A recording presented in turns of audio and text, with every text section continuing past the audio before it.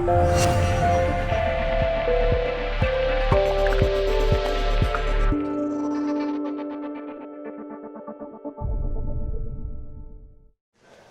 to get to it. Does everybody know what DeFi is, more or less? It's a show of hands if you don't know what DeFi is. Ooh, not an Ethereum crowd then. Maybe it's in the name of the meetup. I don't know. I'm gonna get to that in a second. DeFi stands for decentralized finance. So I'm going to explain how we go about that. But before that, I'm going to talk a little bit about the problem that we're trying to solve. First of all, was anybody at my talk 2 years ago? Yes. Awesome. So a lot has changed since then, but the problem remains the same. And the problem is that there are literally trillions of euros, dollars, pounds, we're based in London, that are poured into social and environmental projects every year. And when I say trillions, it's trillions. There's about 20% of the GDP of OECD countries that's put into social projects, social services. That's about $10 trillion a year. Donations are about half a trillion. Impact investing proper is $500 billion. If you look at ESG financing, so these are investment funds that do negative screening on where they put their money. So they look at whether the companies that they invest in are using dirty energy or whatever. That's about $6 trillion a year. So there's tons of money that's being poured into these social environmental projects. But the question is, do we know whether any of that is actually making any difference at all? And the evidence points to the fact that it is, but not enough. And certainly not enough to stave off ecological disaster in a generation's time, or enough to reduce inequalities between the people of this earth. The picture there is a picture that was taken of the earthquake in Haiti that hit in 2010. You probably remember that. It displaced something like 250,000 people. And the Red Cross, the American Red Cross at the time, just raised tons of donations. And I think it was something like $500 million worth of donations from people all around the world. And the idea was that they were going to use this money to rebuild homes for people affected by the earthquake. But if you fast forward 5 years, in 2015, the news came out that they had only built 6 permanent homes with all of that money. Pardon? Yeah, quite expensive. The thing is that they did do a lot with that money, and if anybody wants the backstory, because I've spoken to them quite a bit about this, there are some real issues about how they allocated that, but the main issue is that they have no means to track what is the impact that they made with that money. And the reason why they aren't tracking it is literally because there are no incentives to track impact. It's an expensive thing to do, and barring the odd scandal, there's no real embedded incentive there to do that. The result is that either social organizations aren't measuring their impact, or they're measuring it badly, doing a half-assed job, or if they are measuring it really well, with randomized control trials or things like that in a really scientific way, that data tends to be stuck in silos anyway. So it means that it's held by the organization, or it's held by the foundations that are funding it, held by the governments, but it's really difficult for anybody else to access. And if you can't access that data, it means you can't start comparing which projects are making the most impact, and benchmarking all of that stuff. So what you end up doing is just reinventing the wheel, putting good money after bad, and just funding the same solutions over and over again that might feel good, but you don't actually know if they work. And it's not just that we don't know, is that when there have been studies that have looked at whether social projects make a difference. There was one, the Anderson Foundation did one in 2015. They took lots of projects where randomized control trials had been done, so it's where you take a portion of the population that has benefited from a social project and compare it to another population that have similar demographic qualities, and you look at whether the project has actually improved their lives compared to the control group. And about 75 to 90% of the time, those projects have made either no difference or very little difference. So we need to move beyond that if we want to solve, if we want to avoid social and environmental disaster, basically. So the way that we solve that at Alice is that we turn impact into a financial product. So what that does is that it creates the incentive to track the impact. Because if there's going to be a payout based on the delivery of the impact, there's going to be an incentive to actually track it. And we use blockchain technology because we make sure that when that data about whether the impact has been delivered or not is registered, then it's on a distributed ledger, Ethereum in this case, public blockchain, to make sure that everybody has access to it. And then you can start benchmarking and comparing projects. It's built on a new, what we call a financial primitive in the smart contract world. Financial primitive is just basically a smart contract system, a building block on which you can create complex applications. And in our case, so this is decentralized finance, if you like. In our case, the impact future, what it's able to do is it's able to receive money and is able to hold it and only pay out once impact has been achieved, right? So what it's doing effectively is it's allowing people to promise that they are going to deliver some impact, like for example, I'm going to find a home for a homeless person, and they're going to cost that promise, say 100 euros, and someone is going to be able to say, okay, fine, I'll fund that, but I will only pay if you can prove that you've housed that homeless person. And if the proof is not forthcoming after a certain deadline, then that money is returned to whoever was funding the promise. I know you surely have lots of questions about validation and everything. I'm going to get to it. Thing is that fundamental building block is the base layer of the Alice protocol. On top of that, you can start building all kinds of services, of which validation systems, but also due diligence systems and all kinds of other services. And on top of those services, you can build the end applications that are going to be used by normal people, by enterprises, and all the rest. So these are some of the examples of the partners and applications that we're working on right now. Some have been launched, some are in the works, some are just really exploratory. So in terms of transparent philanthropy, making sure that you can track whether your donations are making an impact. In terms of social impact bonds, so these are complex investment vehicles that will bring together philanthropy and impact investments, all kinds of beneficiary agency, etc. I'm going to give you a few examples of what I mean. Since, I think in 2017, we just launched our transparent donation platform that we built on top of the protocol. And back in those days, the protocol wasn't yet a protocol. It was just an escrow system.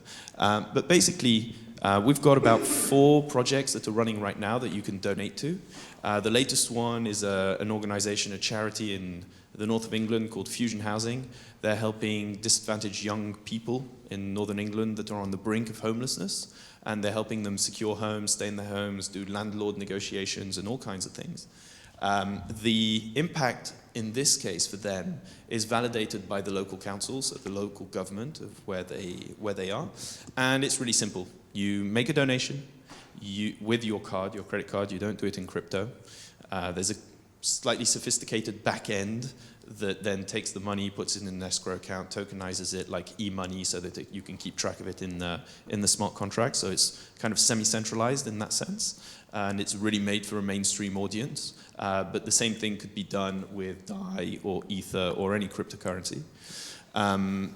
So make that donation, the money gets held, and it's only when the local council approves the fact that a young person has been helped that that money is dispersed. And as a donor, you then get pinged saying, telling you exactly what impact your money has paid for. And if it doesn't make any impact, then you get your money back. So that's the donations platform that we've been running since 2017. There's another project that we're working on, still on the philanthropy side, working on this with an impact investment fund in the UK called Resonance. Now what they want to do is actually incentivize beneficiaries to take control of their own lives. What they do is they have a fund, they buy buildings, they provide affordable housing to homeless people. So they work with charities to refer homeless people into these buildings, provide affordable housing, but they also provide supportive services like job training, mental health services, physical health services, and all the rest. But they want the tenants, so former homeless people who now live in this building, to actually take control of their own lives. So if they go through job training, if they actually find a job, what they can do is they can accrue either rewards or payments that, for example, go into a savings account and that will pay for them to move on to more independent housing so that somebody else can take their place in the supportive housing project. That's something that's in the works. It's not live. It's something that we're working on right now. You have a magnificent screenshot of the kind of data that we throw up in terms of tracking the impact of that. And now, moving on to impact investments, there are a lot of potential applications for what we're doing. The main one is things like social impact bonds. So the main question people ask is, well, how does a charity get money? So if the charity is only getting paid after the fact, only after it achieves its goals, well, how's it getting the money to run the projects? And that's where impact investors come in. It's something that's inspired by a mechanism called social impact bonds. It means the impact investors are providing working capital, like a loan, to the charity to run the project. If the charity achieves its goals, then the investors get paid back with the outcome payment. So, for example, your escrowed donations. And if the project fails, then it's the investors who lose their money instead of the charity or the donors. So this project here, DLAMP, is actually a legal engine or a compliant smart contract generator, which allows, because what we want to do is actually have real-world applications for this. It's not something built by crypto people for crypto people. We are nerds, but we also want to run this in the real world. So this is something that we're working on with a law firm called Ashurst. It allows you to create a legal contract, a wet contract, so a normal, paper that you have to sign, like a DocuSign thing. But it's attached to code. Like if you're a real nerd, you know what a Ricardian contract is. It's a bit like that. So it deploys the smart contract automatically, and people can start funding it. And the typical sort of flow for something like this is that a charity or social organization will say, I'm going to run a project, whatever it is, help homeless people find a home. They're going to create the impact future, which is going to say, I'm going to help X people find a home, and every time I do it, I'm going to get paid Y. So at this point, they get some credit tokens, which represent the claim on any money that's going to be put into the impact future. And donors are going to start making conditional donations. So they're going to make these escrowed donations that only pay out, that are held by the smart contract, by the impact future, and only pay out if the charity achieves its goals. In return for that, they get promise tokens.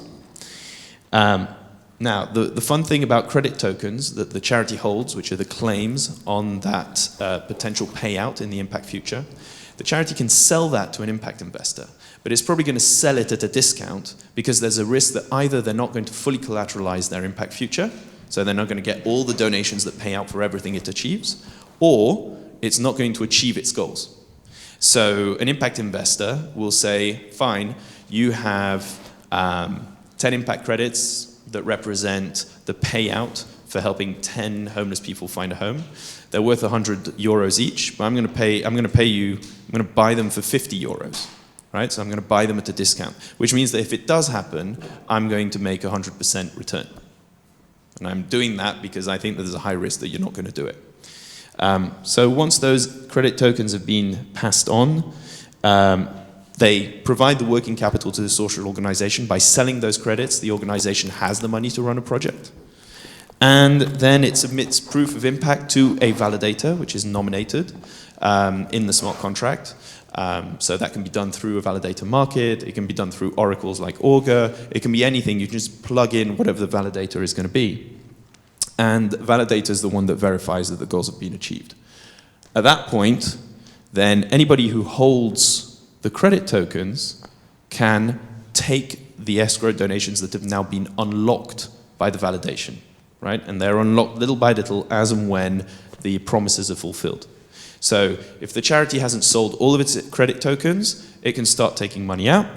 Obviously, the impact investors also have credit tokens, so they can take their money out. And that is the collateral that's paid out to them. And obviously, because everything, if you look at it, an impact validation triggers payments, but it also registers the data about the fact that this has happened. So everybody can track transparently whether this project has been effective or not. So I know that's a lot to take in, DeFi, but we make it easy for people to use. You're the donor, go to platform, make a donation, and then you can track whether it's paid out or not. For the investors, they're sophisticated anyway, and they're used to this kind of stuff, and they can keep track of that. There's a lot of work to be done around building those markets, and as I said, we're starting to do that with DLAMP and other partners that you saw that were listed on the slides. But to summarize, it's a completely flexible and open protocol based on this impact future. It's composable, by which I mean that you can plug in all kinds of applications that work together. The validation market can work for our donation platform, talking to another donation platform that's going to be built on top, and they can plug in together. You can plug in the impact investments into all of that. So basically, any project that's launched becomes investable. That's what we mean by composable. A total radical accountability, which flips things on its head compared to the current system where you have almost no accountability. And hopefully what we want to achieve is that by tracking the impact of all these projects, what we're going to get to is the point that it's really easy, or much easier, let's say, to identify which projects are working, which projects are not working, and scale those that are really making an impact. I think that's it. One last word to say, Richard has like a sixth sense about when to invite us to talk. But we are in the middle of a fundraising round, so if you are interested in talking to us about that afterwards, please come and see me or my colleague Livia, who's based in the Netherlands as well. So thank you very much.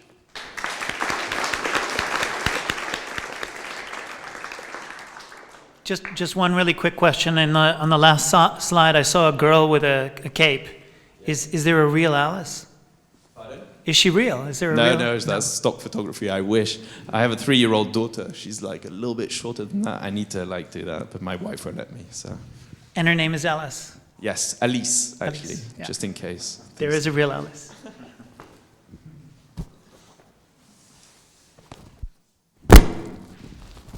Well, thanks for this great talk. I think it will really work well in the future, but there's one side effect that I think might be, and that is if you start implementing a system like this, where you have like impact investors, will it be not more attractive for charities to first hoard all their money from normal donators to basically become their own impact investors? So in the end it will be very good, because it will mean they have a high incentive to be effective, because they want to earn their money for themselves. But will it not, on the short term, create a problem that they will hoard all the money from normal donors, because basically they do not want to borrow with a discount from impact investors. They want to be their own impact investor. Sure, yeah, absolutely. Yeah. So this is, partly it's an education process, but what we hope will happen is that as you get more and more projects on the platform, and more data is generated about how effective these projects are, then donors will start being able to choose much more easily where they want to put their money. So it might be the big names charities, the big name charities, and we work with some of them, might have that pulling power for the donors because they just know them and they'll start hoarding all of those donations. But what it does is it opens the door to challenger charities, if you like, that are more nimble, maybe more effective, to really demonstrate their impact. And if you're even semi-rational as a donor, and that's a big ask because a lot of donors just aren't. But if you are even just semi-rational, and we make it easy for you to look at the information about the effectiveness, then maybe you'll start donating to the more effective ones. And maybe the more effective ones are going to be the ones that need the most working capital and that need the most help. And as they build their track record, the financing conditions are going to get easier and easier and easier. Yeah. So. Thanks. Yeah. I've got two questions. First is, who is setting the goals? Like you used the example, like I pay 100 euros for housing a homeless person. But where do they come from? Can I come to you and say, well, I want 50 euros for planting a tree? Because I'm, Yeah, you can. Carbon footprint. Yeah, of course you can. Of course you can. So you mean this whole thing organizes itself like a market? Yes. Like to let everybody come in and suggest whatever he wants to suggest, and then the price would be set by whatever donors and investors are there. Yeah, exactly. And so how they're interested. So the way that we're approaching that is that we want it to be as open as possible. We really do. We don't want to control what's going on. We want to let people make whatever promises and set up whatever projects they want. We really don't want to be a bottleneck or validate or evaluate any of that.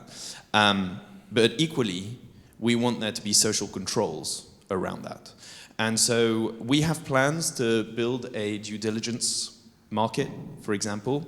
If you're familiar with token-curated registries, you might get an inkling of how this works. If you're not, we can talk about it later. But essentially, creating incentives for the crowd, and hopefully experts as well, to systematically assess what kind of projects are being set. That's the one thing. Because there is a cottage industry of what are called M&E professionals already, measurement and evaluation professionals, that do this. Generally speaking, they're very expensive and they're only used by the World Bank or by these big international organizations. We want to bring that onto the long tail.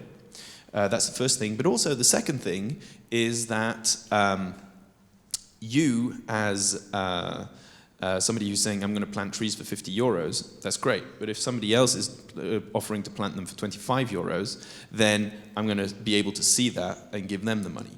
And then it depends also on the validators. So there's a lot of infrastructure, a lot of applications that need to be built because you need a validator market.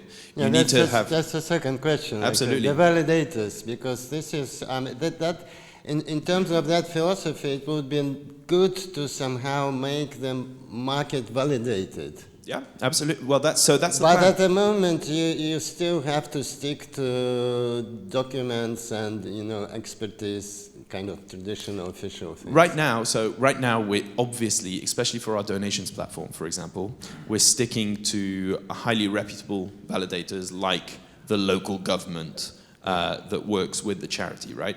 But again, we want to push that over the long tail. So what needs to happen for that? So what we want to do is if you want to start planting your trees, right, then you can do that. You can put out a call to tender for various validators to provide their services to actually validate your tree planting. You can choose them on price, but you can also choose them on reputation. And then you need also governance systems where people can start whistleblowing about whether those trees have actually been planted or not.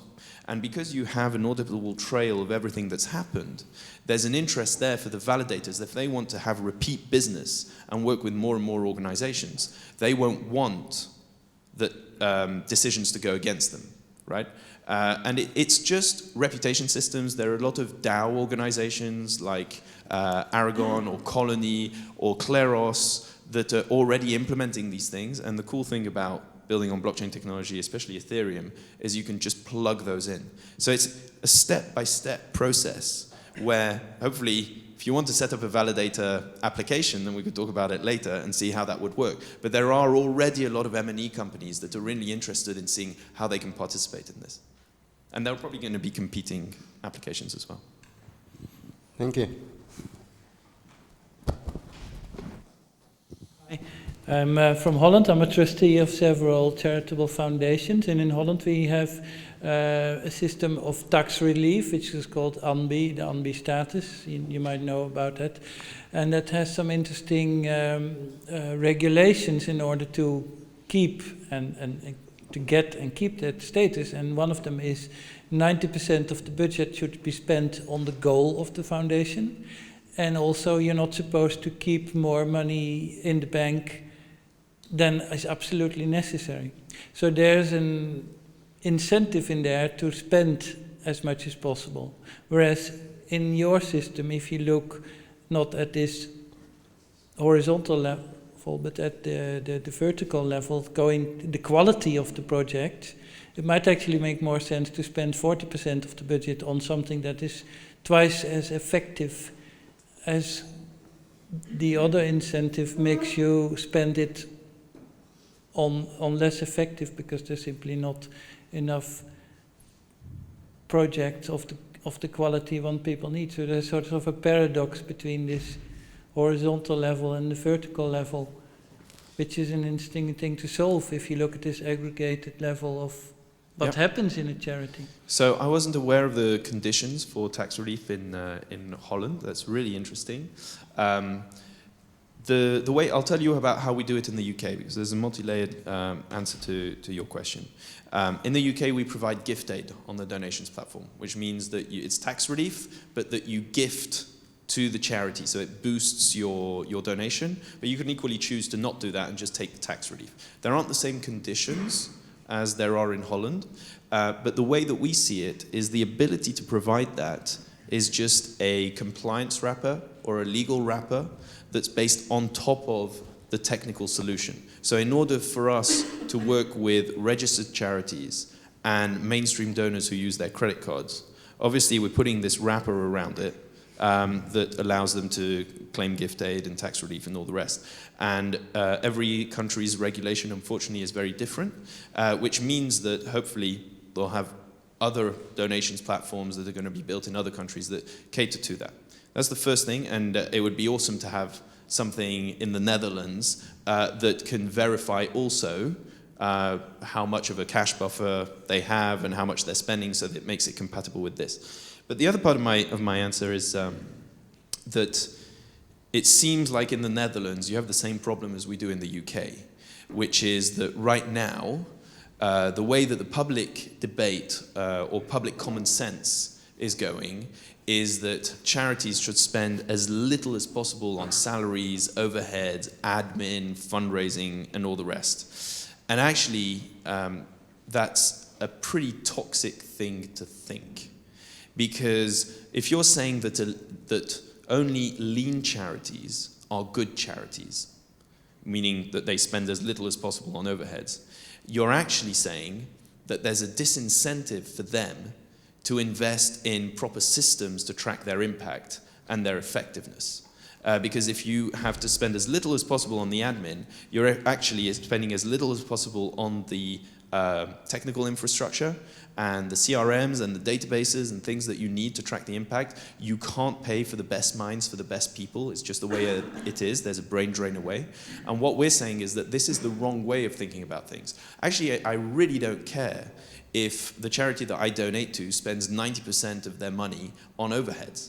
Actually, there's one project that we did where 100% of the donations went on overheads because it went to key workers who were working with homeless people to help them find a home. So none of the money was going to homeless people, right?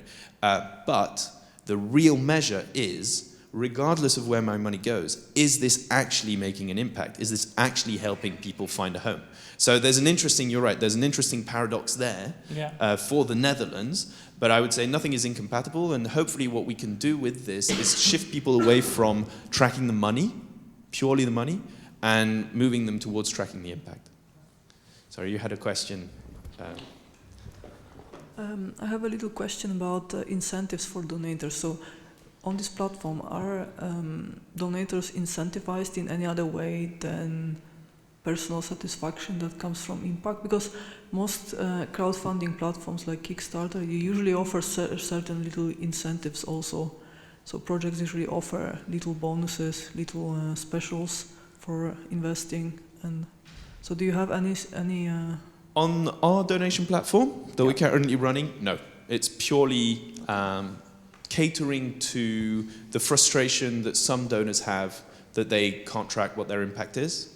But we would love for other models to be built on top, where not only you have that traceability, but also potentially other additional benefits, like going to a Rihanna concert or whatever it is that gets people to donate.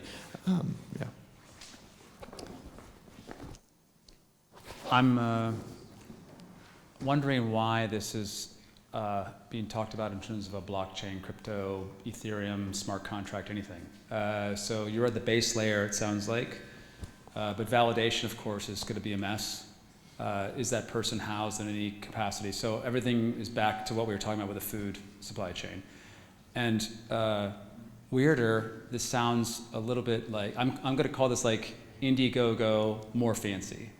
And can you explain why it's better than Indiegogo? Because when you go on Indiegogo and someone says, I need 10,000 pounds, and you give a contingent pledge, and then your pledge is cashed in if you reach that level, right?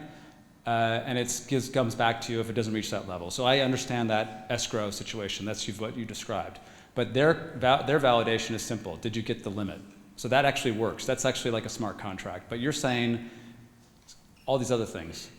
And can that be automated? I mean, maybe it's not automated now, but you're hoping it's going to be automated? Is that the What do you mean it's not automated now? As in, if I put my pledge in, there has to be a human intervention before my pledge gets cashed in. No? Not necessarily. Can you give an example? So, for example, we've been working on for example, it can be a sensor that triggers the validation, to make it simple. And we've been working on those kinds of systems. I think there's a paradox in your question, in the sense that you're saying, oh, well, the validation is a mess, so why are you using blockchain? We're using blockchain because validation is a mess. And we're using blockchain because of the composability of all of these services. What we actually just want to work on, we built a donation platform, fancy Indiegogo Plus platform, if you want to call it that. I think that's fully fair enough. Instead of having a limit which is a certain amount of money that you need to reach, then you have certain conditions around impact being achieved. But actually, that's just a reference application. What we're working on is on the base protocol. And what we're incentivizing people to do, or trying to build a community of people to do, is to build all of the various applications that can be built on top of that and that are composable. So the real reason for using blockchain technology is that composability. So if someone wants to create a validation market, they can plug it into our system. If somebody wants to create a due diligence market, they can plug it into our system. Those two things can communicate. You can see the reputation of the validators. You can look at whether beyond, because it could be a really crappy project where I get paid every time my charity gives a welcome pack to volunteers, which tells me absolutely nothing about the impact it's made. I mean, you have a question who donates to that, but perfectly fair enough. Still no validation. But so who is the validator? How is that validator coming in? But also, can we have a really easy sense check that's provided to donors as to whether this type of outcome, the type of promise that is being made, will actually have an impact? So you have on the layer above the various validation markets, the various due diligence markets, and all the rest. And it's that composability where everything is connected, where you have transparency over the data that's being thrown up, that is really at the core of why building this on blockchain technology is the only way to do it properly. Now, of course, there's a lot of steps to go through. We are working with a lot of partners already. We need to work with more. Part of the reason why we need some funds, and that is eventually what we want to get to. There we go. I don't know if that answers your question. Hopefully it does, but You're on your way. pardon? We are on a ride. Not Yes. there yet. No. But nobody is there yet. That's the point. Fine. You know. Yeah, just want to know where you're at. Yeah, absolutely. And then we've started integrating with DAI stablecoins, because our system, if you look at our donations platform, it is semi-centralized. If the banks decide to turn off the taps, we're screwed. So we want people to be able to donate with native stable coins. And then potentially, because DAI, you can put DAI in compound and earn interest on it, MakerDAO are actually going to come out with a system where any locked DAI, any escrowed DAI, is going to throw up interest as well. Well, what do we do with that interest? Maybe there's another system that can be built on top that reallocates that to potential projects and things like that. So definitely, we are all about trying to get different people to collaborate and build systems on top of this. Yeah, so thank you for actually turning to the blockchain space.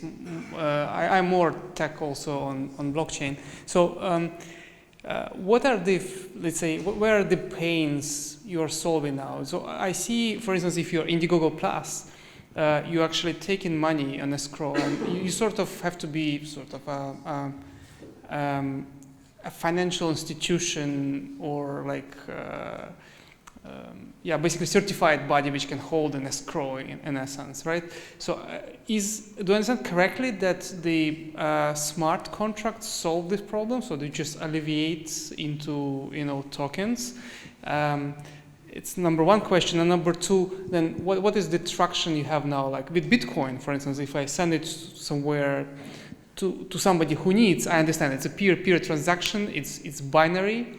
I send him 1 Bitcoin, he has 8,000 euros, and he builds whatever he wants. So how big is the impact of cryptocurrencies now on your platform versus normal fiat payments? So it's really simple. For the time being, the crypto integrations have been mere tests. We have some very limited integration with DAI, but we want to move towards more of that. And V2, version 2 of the protocol is about to be released, and we want to see what people are going to do with it in a native crypto environment, right?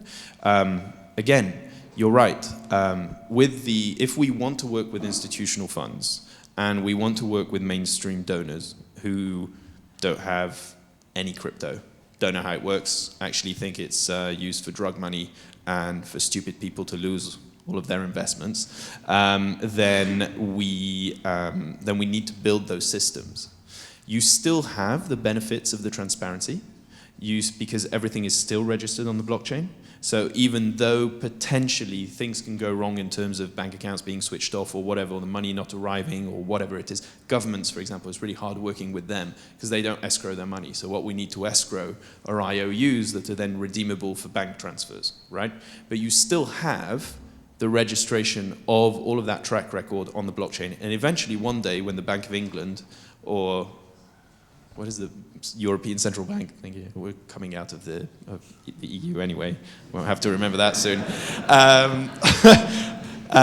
Once they issue their native stablecoins, then those will be directly and natively integrated into that. And potentially, when Bitcoin takes over or DAI takes over, and everybody's used to paying it with that, then you won't need any sort of touch points with potentially, in the really utopian view, with government institutions at all. So obviously it is a journey in the way towards that. But I would also say that there are a lot of problems with just saying, oh, well, I can send my Bitcoin to someone and then they do whatever they want with it. There's still always, even with any cryptocurrency, that last mile problem, that you can be sending Bitcoin to someone on the other side of the world in some developing market in the middle of nowhere, and you're like, that was really quick, and they can use it and they can do whatever they want, unless nobody's accepting that as a form of payment, in which case they have to change it again. So whichever way you look at the moment in the crypto space, in the blockchain space, there are all kinds of bottlenecks. And what we're trying our best to do is demonstrate how it can work in an institutional setting with proper KYC and all the rest, but also help move the entire space along and educate people on how it would look like in a purely trustless distributed environment. Yep. So if it's my understanding, there is an investor token that is going to be sold on a discounted rate, right? For investors, like let's say the token costs 10 and they can buy it like in 5 because there's 100% revenue. Wouldn't that create a secondary market that make these tokens tradable? Maybe in one case do like a pump and dump scheme or something like that? How you prevent it? Actually, that would be really interesting if a pump and dump scheme happened on one of these things. So first of all, the tokenization of the impact future, where you have impact credits, so the claims on the unlocked collateral is tokenized. And so one use case, what I showed is just one use case of what it can be used for, which actually mimics how a social impact bond works currently. So you have kind of similar systems that are used by governments all around the world to do this. We're just allowing it to be done on the long tail, and it's one use case for how you can use these impact credits. So we actually sincerely hope that there will be markets to trade these things. Typical example, what a lot of partners that we talk to say is that, well, our fund is really focused on mental health. So could we not just take, in a homelessness project, to stay with homelessness as our fil rouge, in a homelessness project, there's the housing bit, but then there's the mental health bit and the physical health and the drug abuse issues, and all of that can be lumped together. Well, actually, I could band up with different foundations or different trusts to pay for that, or different investors, but only then hold on to the mental health stuff and like do these composite financial instruments like ethical CDOs or something that can be traded that way. So I think there's a very long journey towards getting there and having the necessary liquidity. That would need to see trillions of transfers into the market. But definitely, yeah, that would be great. And a pump and dump scheme is something that everybody needs to be aware with any digitized asset. What's interesting for us with the system that we've built is that whatever investors are doing is completely irrelevant to the charity. And it's totally irrelevant to the donor, because the donor always gets their money back if nothing has been achieved. And the charity, once it's sold the impact credits, then it's got the upfront money to run its project anyway, and whatever it's held on to still has that nominal value that is held in escrow. So then the investors can go crazy, as far as I'm concerned. Okay, thank you. Thank you so much.